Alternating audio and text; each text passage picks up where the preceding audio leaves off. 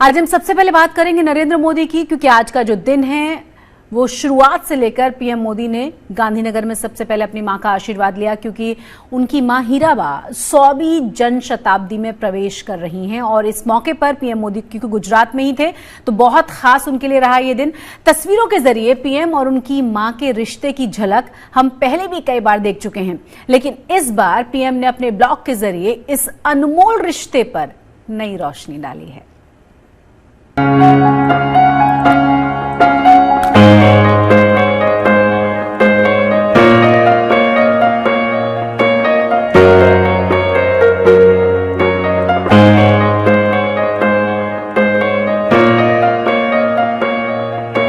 तो पीएम मोदी मां से मुलाकात करने, मां का आशीर्वाद लेने का कोई मौका नहीं छोड़ते, लेकिन आज का दिन तो बेहद ही खास है।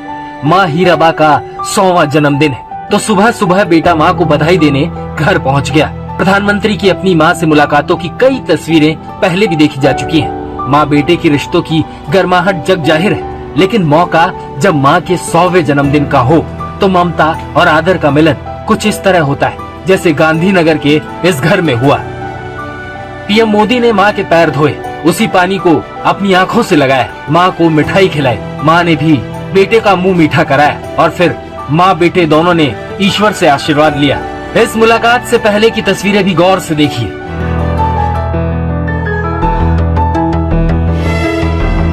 जब सत्ता और सुरक्षा के तामझाम से अलग पीएम मोदी मां से मिलने पहुंचे थे।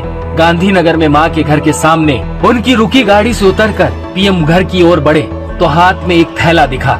कयास यही लगे कि मां के 100वें जन्मदिन पर बेटा मां के लिए तोहफा लेकर आया है।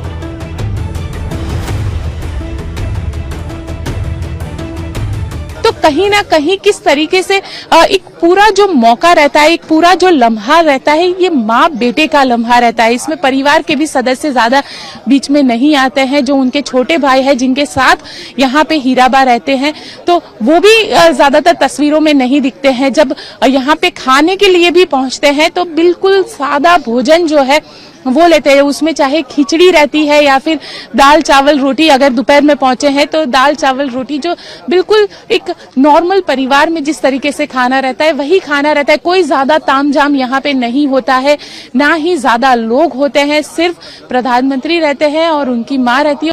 माँ की छत्र छाया कितनी शीतल और कितनी सुकून देने वाली होती है ये कहने की जरूरत नहीं है। उम्र और जीवन के नए नए पड़ावों में पहुंचने के बाद इस बात का पुरजोर एहसास होता है। मां के 100वें जन्मदिन के मौके पर पीएम मोदी ने भी अपने ब्लॉग में कुछ इसी तरह के एहसास समेटे हैं। मां ये सिर्फ एक शब्द नहीं है, जीवन की ये वो भावना होती है जिसमें स्नेह, धैर्य, विश्वास कितना कुछ समाया होता है। दुनिया का कोई भी कोना हो, कोई भी देश हो, हर संतान के मन में सबसे अनमोल स्नेह माँ के लिए होता है। माँ सिर्फ हमारा शरीर ही नहीं गढ़ती, बल्कि हमारा मन, हमारा व्यक्तित्व, हमारा आत्मविश्वास भी गढ़ती है और अपनी संतान के लिए ऐसा करते हुए वो खुद को खपा देती है, खुद को भुला देती है।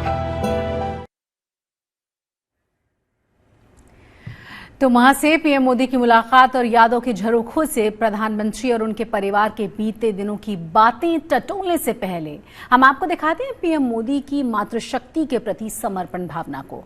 आज ही पंचमहल के पावगढ़ में पीएम मोदी ने मां कालिका के मंदिर को वो सौगात दी है जिसका इंतजार था पिछले 500 सालों से।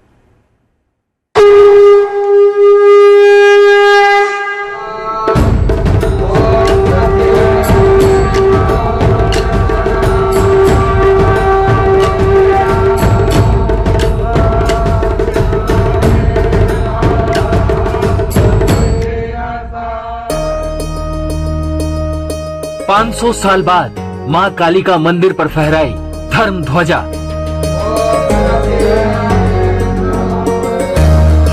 पाँच सौ साल बाद पावागढ़ मंदिर को मिला नया शिखर।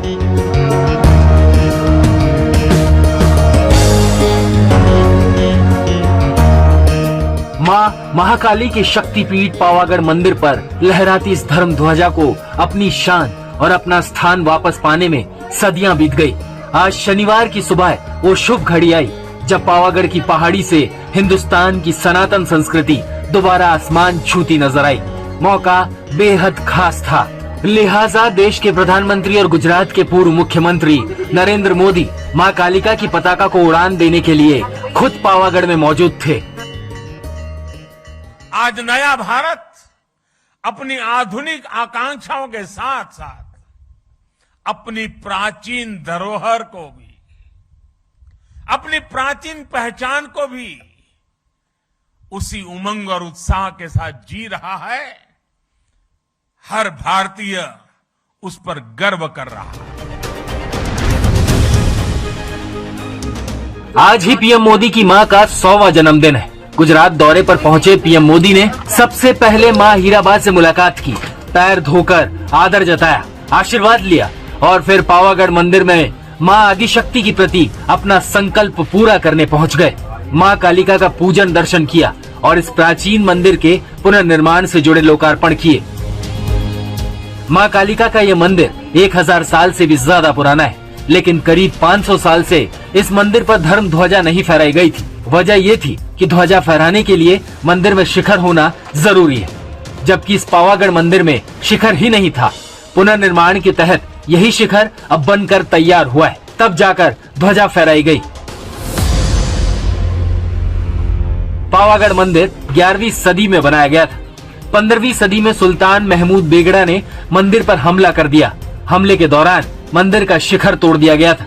मंदिर के ढांचे पर ही एक दरगाह बनाई गई थी। मंदिर में पूजा पाठ जारी थी, लेकिन दरगाह होने के चलते शिखर निर्माण नहीं हो पाया था। बाद में संरक्षकों की सहमति से दरगाह को दूसरी जगह शिफ्ट किया गया। इसके बाद मंदिर के नए ढांचे और शिखर का निर्माण शुरू हुआ, जिसका उद्घाटन आज पीएम ने किया। पावागढ़ पहाड़ी पर स्थित मंदिर तक पहुंचना बेहद मुश्किल होता था। मां कालिका के दर्शन भक्ति की परीक्षा से कम नहीं माने जाते थे, लेकिन अब नए स्वरूप के साथ मंदिर में कई सुविधाएं बढ़ा दी गई है। जिस पहाड़ी पर मंदिर स्थित है, उसके ऊपरी हिस्से में हेलीपैड बनाया गया है। मंदिर तक पहुंचने के लिए रोपवे के बाद भी करीब 250 सीढ़ियां चढ़नी पड़ती थी, लेकिन नवीनीकरण के तहत लिफ्ट लगने के बाद अब बुजुर्गों और दिव्यांग भक्तों को भी मां कालिका के दर्शन में आसानी होगी।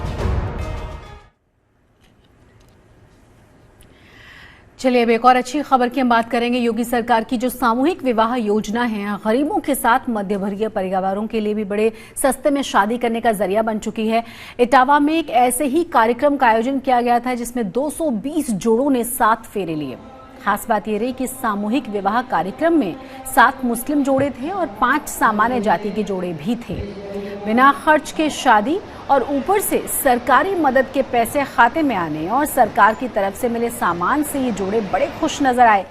सरकार हर जोड़े को 35,000 की राशि देती है। सदर के विधायक ने भी अपनी तरफ से तमाम जोड़ों को उपहार दिए। तस्वीरें देखिए जरा।